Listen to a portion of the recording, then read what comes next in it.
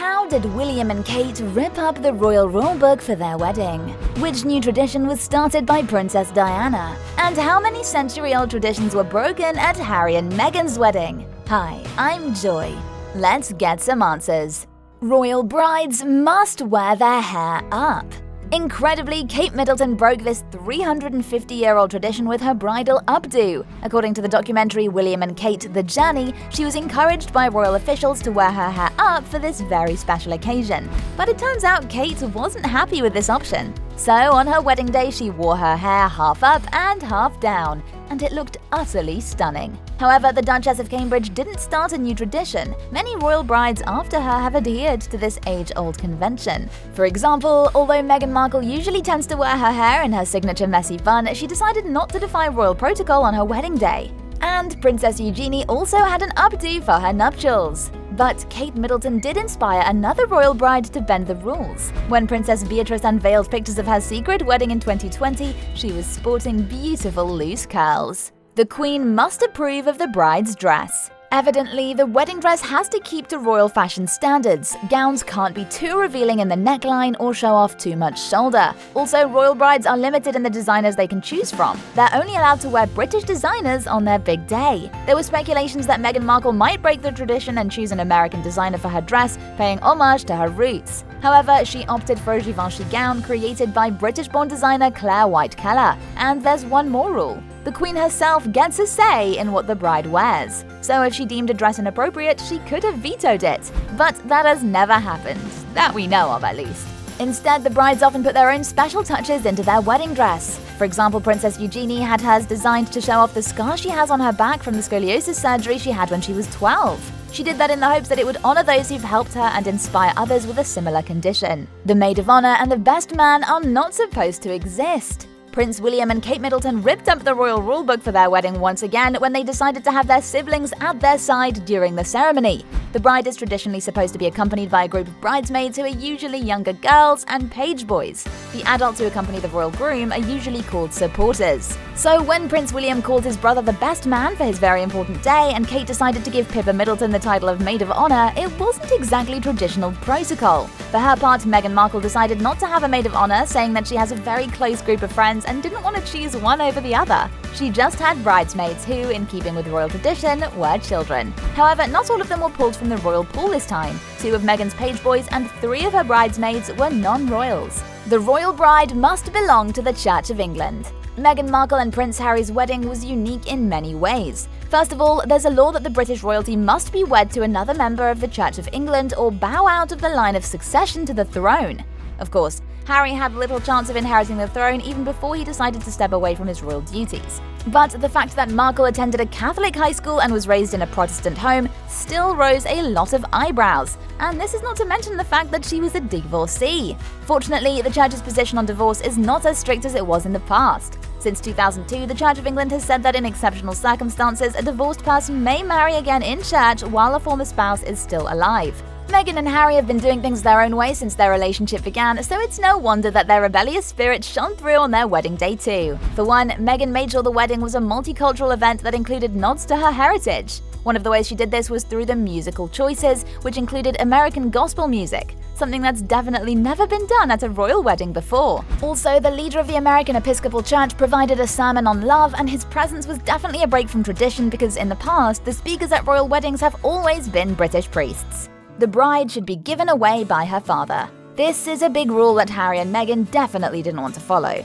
At the time, this was explained by saying that Meghan's father was unable to travel to the UK to attend the wedding because of his health issues. So in a surprise twist, it was Prince Charles who did the honors of escorting his new daughter-in-law down the aisle. And this wasn't the only moment when the Duke and Duchess of Sussex broke some strict rules during their big day. In contrast with William and Kate, who are known for following royal protocol and not showing public displays of affection, Harry and Meghan held hands throughout the ceremony. But as you know, they broke this unspoken rule so many times before. And Harry broke another major tradition by watching Meghan Markle walk all the way down the aisle, which is more of an American wedding tradition.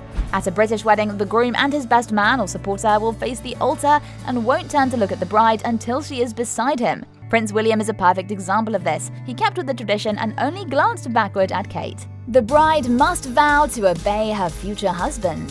Meghan and Harry are the renowned breakers of royal tradition, but they were not the first. William and Harry's mother, Princess Diana, paved the way for them when she broke royal precedent during her wedding. She was the first royal to omit the word obey from her wedding vows. In a break with royal precedent, Lady Diana Spencer has decided that she will not promise at her wedding 4 weeks from today to obey Prince Charles, reported The Times. Following in her lead, Prince William and Kate Middleton also omitted the word from their vows, as did Prince Harry and Meghan Markle. Princess Eugenie too left out obey from her vows, despite the fact that her mother Sarah Ferguson said the word in her wedding to Prince Andrew. So we can say that Lady Di started a new tradition: the iconic balcony kiss. Ever since the weddings of Queen Victoria's children, it's been customary for royal couples to appear on the balcony at Buckingham Palace after the wedding ceremony. Charles and Diana were the first couple to share a kiss in front of the cheering crowds, later followed by Andrew and Sarah, and then William and Kate. However, instead of one small peck as husband and wife, the Duke and Duchess of Cambridge couldn't resist going in for a second romantic kiss. But with Harry and Meghan, there was no balcony appearance, as they got married in Windsor, not in London. The couple shared their first kiss on the steps outside St. George's Chapel instead.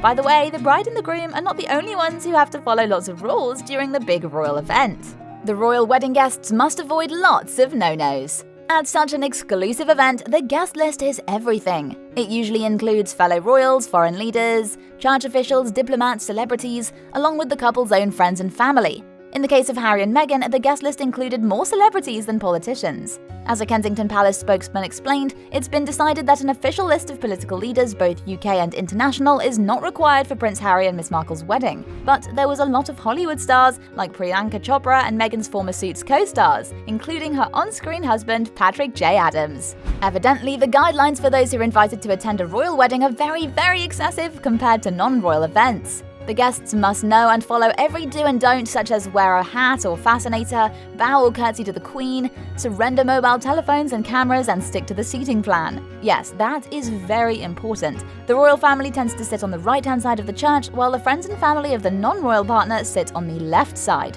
But in reality, the guests don't abide by all of the rules. Hollywood stars were living large, sharing photos and tributes to the bride and groom in social media. Suits star Gabriel Macht's wife, Jacinda Barrett, shared stunning details about the day. "I danced when Elton John sang, laughed at Prince Charles's fantastic speech, and I'm honored to witness your commitment and love for each other. Wishing you a long and happy life together." Patrick J. Adams and his wife, Troyan Bellisario, also documented their trip to the royal wedding, posting a selfie with Windsor Castle in the background. However, all the celebrity guests stuck to the rule of putting away their cameras, while inside the church and at the reception, so there's no chance of seeing a snippet of Harry's speech at the after-party. No pictures ever emerged from William and Kate's party either, as anyone who broke this rule would have certainly ended up in hot water with the royal couple. The royal wedding is celebrated with a fruitcake. It's a tradition since Victorian times that on special royal occasions like a wedding or a christening, it's celebrated with a fruitcake made with candied or dried fruits, nuts, and spices.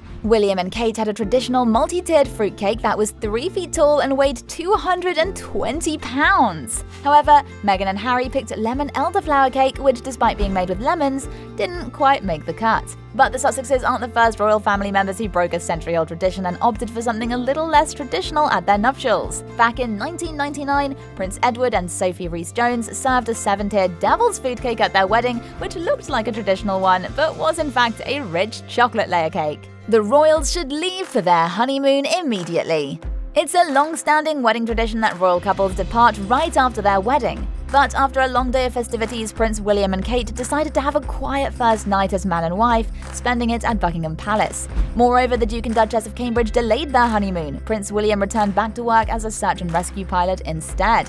But later, the couple jetted off to a private island in the Seychelles and had their memorable and special 10 days there. Similarly, Harry and Meghan also postponed their honeymoon in order to fulfill their royal duties. However, the newlyweds were rumored to have squeezed in a 2-week holiday between their public appearances at a mystery destination.